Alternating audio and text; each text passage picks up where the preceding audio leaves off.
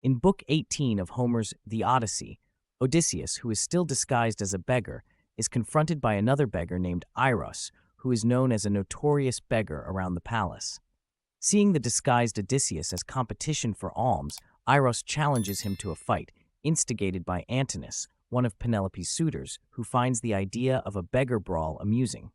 Although old and dilapidated, Odysseus is still a magnificent warrior. He debates between showing his true strength and defeating Eiros decisively and holding back to maintain his beggarly disguise. Eventually, he decides to hold back slightly, but nonetheless defeats Eiros with one powerful punch, breaking the man's jaw. The suitors, rather than being suspicious, are highly amused and reward the victorious beggar with food. Meanwhile, the goddess Athena inspires Penelope to appear before the suitors so that she might inspire more gifts from them and make her husband Odysseus angrier at the suitors for their behavior, ensuring his vengeance will be merciless. When Penelope descends from her chambers, she scolds Telemachus for allowing the fight between the two beggars, stating that it is wrong to allow a guest to be abused in one's home. Telemachus, unable to reveal the full extent of his plan, justifies his actions by saying the beggar brought the harm upon himself. As night falls, Odysseus and the unfaithful maids clean up the feast.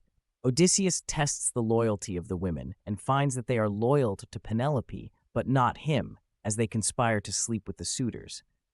Eumaeus attempts to insult Odysseus, to which Odysseus replies stinging words.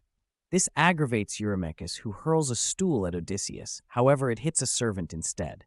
This act of violence strains the harmony of the suitors. The tensions rise and threaten to escalate into violence, but Amphinomus, the most reasonable and decent of the suitors, calls for everyone to disperse and retire for the night.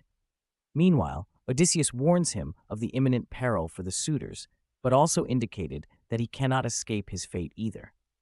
Penelope retires to her room, asks her maid Eurynome to bring a stool with a fleece on top so that she can speak with the stranger, before praying to Artemis to end her unhappiness with an honorable death if she will never see her beloved husband again.